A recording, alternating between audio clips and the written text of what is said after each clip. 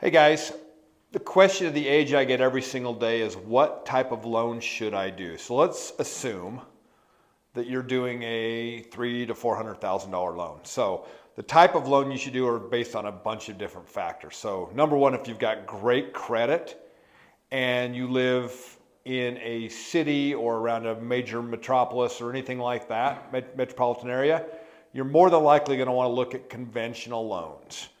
Great credit, anything above 720, you're going to have lower mortgage insurance. Now, let's talk about instances where other loans apply. If you're more rural, you certainly want to look at USDA as a loan type. 100% financing in really 85% of America. You just don't know about it because everyone thinks it's a farmer loan, not reality. Now, it is a harder loan to qualify for. Now, if you've got lower credit scores, 660, 680, and you're concerned with what conventional mortgage insurance looks like, you want to consider FHA. FHA is going to give you better rates than conventional loans typically, and traditionally the same amount of mortgage insurance whether you have a 580 score or an 800 score. So that's the thing. Now, if you're a veteran, of course, VA loans. 98 times out of 100 a VA loan is going to be your best solution. There are instances where that's not the case.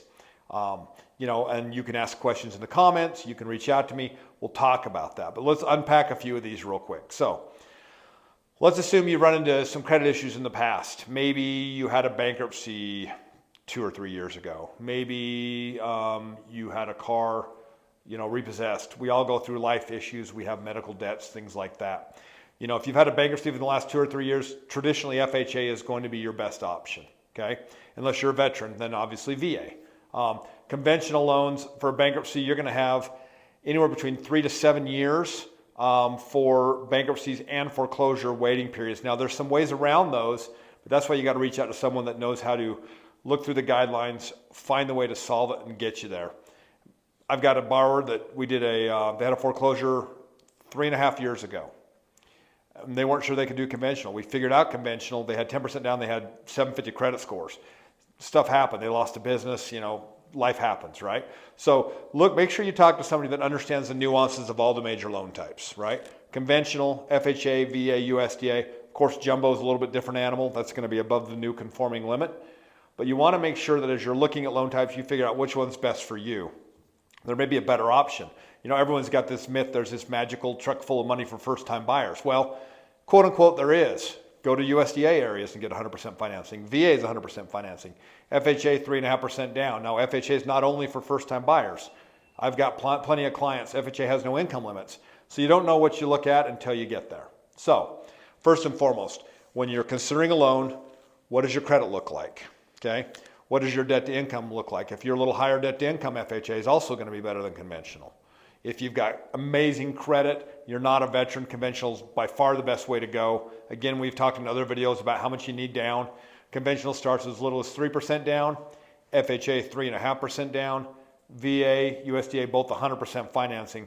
Obviously, there's some caveats to a few of those things, and sometimes less or more depending on your scenario and what you need to do to be able to qualify. But again, look at your situation. If you've got lower credit scores, FHA is still an option. I've done FHA loans below 580. I've done VA loans before below 580. Conventional is going to have a 620 threshold, but unless you're putting a ton of money down, more than 20%, you want to look at alternatives to that, because the mortgage insurance on a conventional loan at 620 compared to FHA loan, you're going to cry yourself to sleep at night when you see those numbers. So keep those things in mind. If you have questions, obviously post them in the comments. Again, if you like my content, please like and share and subscribe to my channel, of course, and then whatever platform you may view this on, whether it be, of course, YouTube, whether it be LinkedIn, whether it be Instagram, whether it be TikTok, like and follow me for more content. Don't ever hesitate to reach out and ask questions. We'll talk to you soon.